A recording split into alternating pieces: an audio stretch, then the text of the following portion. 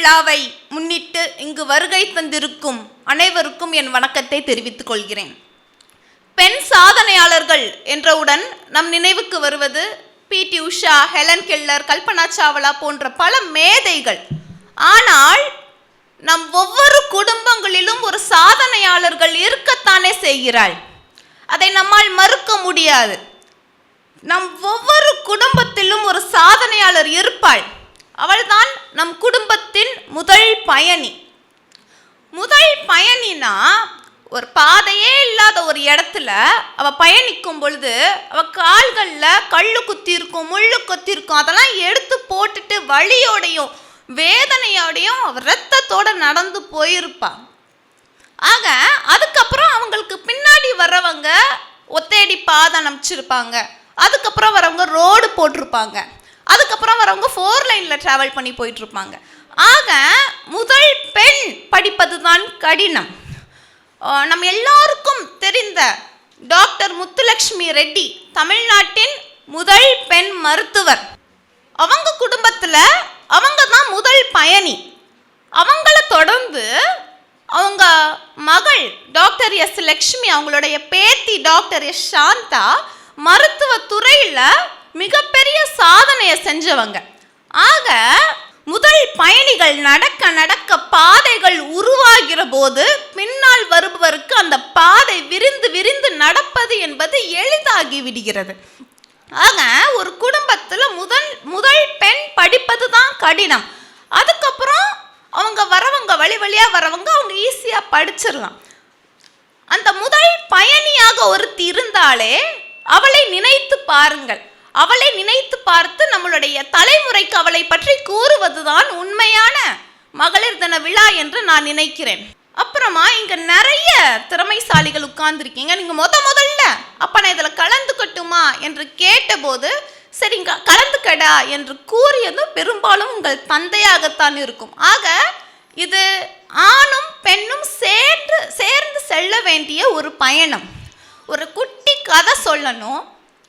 Mark Twain என்பவர் அவரோட புக்கில் என்ன எழுதியிருக்காருன்னா ஒரு சின்ன கதை எழுதியிருக்கார். ஒரு 50 கருப்பெரும்புகளையும் ஒரு 50 சிவப்பெரும்புகளையும் அவர் என்ன பண்ணியிருக்காரோ ஒரு கண்ணாடி பாட்டிலுக்குள்ளே போட்டு அடைச்சி வச்சிருக்காரு. அதுக்கப்புறம் அது உட்காந்து வேடிக்கை பார்க்குறாரு. அது பாட்டுக்கு கருப்பெரும்பு அது பாட்டுக்கு அது வேலையை பார்க்குது, சிவப்பெரும்பு அது பாட்டுக்கு அது வேலையை பார்க்குது. இவருக்கு பொறுக்கலை. அதை பார்த்துட்டு அவர் சும்மா இருக்குதுன்னு பொறுக்கலை. அவருக்கு அதை எடுத்து நல்லா குலுக்கி விட்டுறாரு. அந்த பாட்டில் எடுத்து நல்லா குலுக்கிடுறாரு. அதுக்கப்புறம் என்ன பண்ணுது, அந்த கருப்பெரும்பு சிவப்பெரும்பு தான் வந்து அதை அட்டாக் பண்ணுதுன்னு சொல்லிட்டு அதை போட்டு அட்டாக் பண்ண, அதை அட்டாக் பண்ண, ரெண்டும் அடிச்சிட்டு சாவுதுங்க. இதில் நம்ம என்ன எடுத்துக்கலாம்னா கருப்பெரும்பை ஆண் எறும்புன்னு வச்சுக்கலாம், சிவப்பெரும்பை பெண் எறும்புன்னு வச்சுக்கலாம். அந்த மார்க் ட்வைன் அந்த பாட்டிலை குலுக்குனார் இல்லையா, அவரை நம்ம தேவையில்லாத சொந்தக்காரனுங்கன்னு வச்சுக்கலாம். என்னன்னா அவங்களுக்கு ஒன்றுமே வரப்போகிறது இல்லை. மார்க் ட்வைனுக்கு அதை குலுக்கி விட்டுட்டு போயிட்டாரு. அவருக்கு ஒன்றுமே ஆக போகிறது இல்லை. ஆனால் கடைசியில் சண்டை போட்டுட்டு செத்தது அந்த கருப்பெரும்பும் சிவப்பெரும்பும் தான். ஆக ஒரு ஆணின் வெற்றிக்கு பின்னாடி ஒரு பெண் இருத்தல் வேண்டும், ஒரு பெண்ணுடைய வெற்றிக்கு பின்னாடி ஒரு ஆண் இருத்தல் வேண்டும். ஆக இது ஒரு ஆணும் பெண்ணும் சேர்ந்து செல்ல வேண்டிய ஒரு பயணம். இன்னொரு கதை நம்ம கேள்விப்பட்டிருக்கோம். அந்த பழைய ஆமை முயலோட ரேஸோட கதையை நம்ம கேள்விப்பட்டிருப்போம். எல்லாருக்குமே தெரிஞ்சிருக்கும், ரொம்ப பழைய கதை. அதில் அந்த ஆண் முயல், அந்த முயலை வந்து நம்ம ஆண்னு வச்சுக்கலாம், அந்த ஆமையை நம்ம பெண்ணுன்னு வச்சுக்கலாமே. அந்த ஆமை அதுக்கு மேலே இருக்க ஓட தூக்கி ஓரமாக போட்டுட்டு நடந்து போனால் அது சீக்கிரமாக போகலாமா? ஆனால் அது அதை செய்யாது. அதை தூக்கிட்டே தான் போகும். எங்கே போனாலும் அதோட பயணத்தை தூக்கிட்டே தான் போகும்.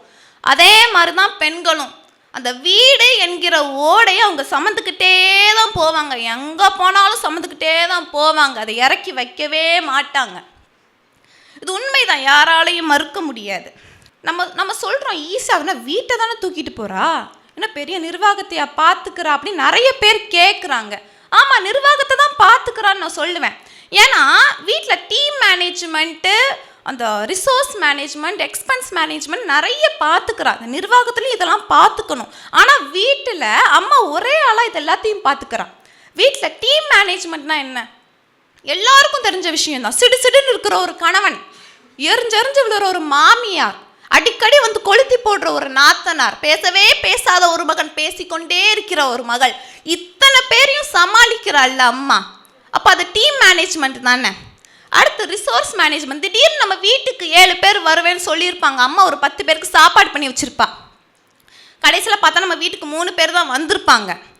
அந்த சாப்பாடெலாம் மீதமாக போயிருக்கும். ஏதாவது ஒன்றாவது வேஸ்ட் ஆகிருக்கா, எதுவுமே வேஸ்ட்டாக போகாது. அடுத்த நாள் அந்த சோறை வச்சு வடங்கம் பண்ணிடுவா, அதுக்கப்புறம் அந்த குழம்பெல்லாம் போட்டு பழங்கறி பண்ணிடுவா, எதுவுமே வேஸ்ட் ஆகாது. இதுக்கு பேர் தான் ரிசோர்ஸ் மேனேஜ்மெண்ட். எல்லா கம்பெனியும் ஆள் கம்மியாக இருக்கும், பணம் கம்மியாக இருக்கும், பொருள் கம்மியாக இருக்கும்.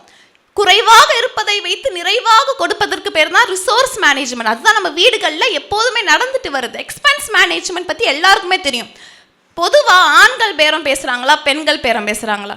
நம்ம அம்மா தான் பேசுவாங்க. எங்கள் அம்மாலாம் வந்து 1500 ரூபாய்க்கு ஒரு கடையில் போய் ட்ரெஸ் எடுத்துட்டு 1000 ரூபாய் தான் கொடுப்பேன்னு சொல்லிட்டு அங்கே போய் சண்டை போட்டுட்டு இருப்பாங்க. கடைசியாக அந்த அவர் கடைக்காரர் சரிமா 1200 ரூபா போட்டுக்கோங்கன்னு சொல்லிட்டு விட்டுருவார். ஆக இதற்கு பேர் தான் எக்ஸ்பென்ஸ் மேனேஜ்மெண்ட். ஆக ஒரு சிஇஓ, சிஎஃப்ஓ, ஹெச்ஆர் நிறைய பேர் சேர்ந்து செய்ய வேண்டிய ஒரு வேலையை ஒரு பெண் செய்கிறாளே, அப்போ அவள் சாதனையாளர் தானே. ஆக அனைத்து பெண்களுமே சாதனையாளர்கள் தான் என்று கூறி நல்ல வாய்ப்புக்கு நன்றி கூறி விடைபெறுகிறேன். நன்றி, வணக்கம்.